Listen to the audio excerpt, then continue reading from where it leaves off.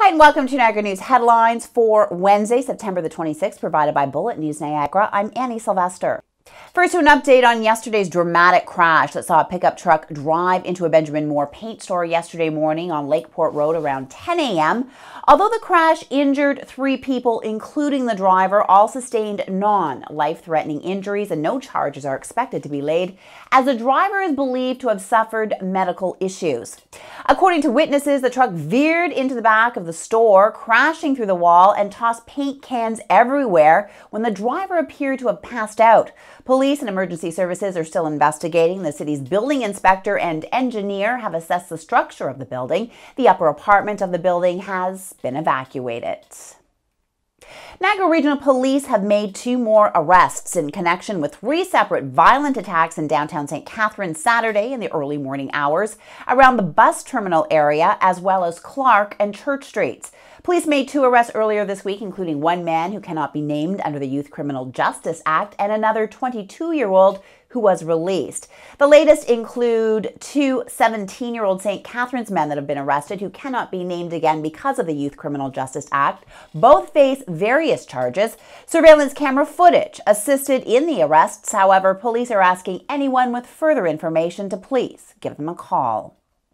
Niagara Regional Police have released security camera photos of 3 additional suspects wanted in connection with a break-in at Dennis Morris High School September the 9th. One person, Patricia Irwin, 22 years of age, of Uxbridge, Ontario, was arrested at the scene. Through additional investigation, police charged a second person, David Milano, 22 years of age. He is from Campbellford, Ontario. Police are hoping that making photos of the 3 remaining suspects public will aid in identification. Anyone with information is asked to call Crime Stoppers of Niagara.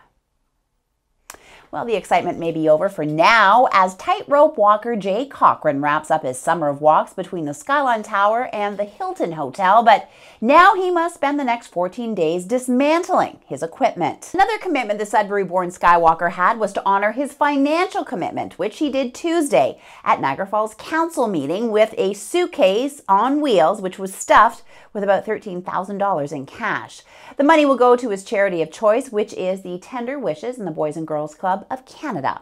Al Luciano of Tender Wishes said Cochrane has provided the organization with about $170,000 over the last 10 years. Cochrane also presented council with a framed display of his suit, shoes, and a piece of the wire, which will be displayed at the renovated Niagara Falls History Museum. And before we take a quick break, just a reminder to check out the part 2 of Bullet News reporter John Robbins' column, Slaves Without Shackles, a look at teenage prostitution in Niagara. It's on our website today. Let's take a break. Welcome back. Now let's take a check-in on the weather, brought to you by Niagara Battery and Tire, the #1 choice for your tire, battery, and automotive needs in the Niagara Peninsula. Checking into tomorrow, we have a nice sunny day, becoming a mix of sun and clouds in the afternoon, a high of 17. Friday, a mix of sun and clouds, a low of 8, a high of 19. Saturday, a mix of sun and clouds, a low of 10, a high of 19. And for Sunday, much of the same, a mix of sun and clouds, a 30% chance of showers, a low of 12, a high of 18. Monday, a mix of sun and clouds, a low of 12, a high of 17. Well, this weekend was the 20th anniversary celebration of the St. John's Ambulance Therapy Dogs program. I met up with some of the folks involved in the program this weekend at Heartland Forest. Let's take a look.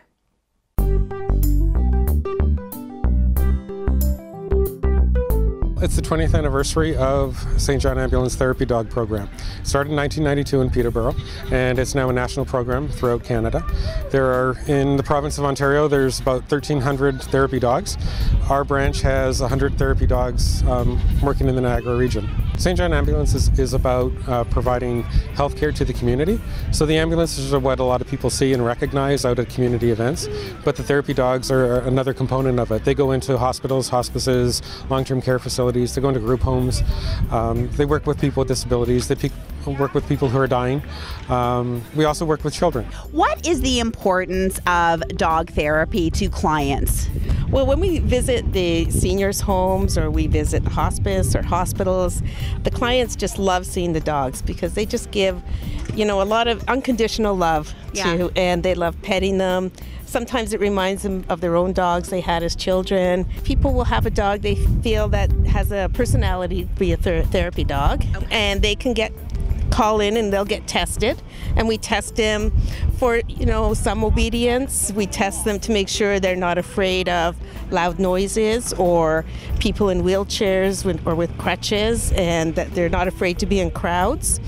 And once they get tested, then they can join the program. We also have a reading program, so they may go to libraries or schools, and those dogs are a little further tested, and they will work with children, and children will read, and they actually read to the dogs because they find it more comforting and easier to read to the dogs. It's grown tremendously. I think Kathy was saying it was about 8 years ago, there was only about 15 pairs. Yeah. So since then, now we've grown up to almost 100.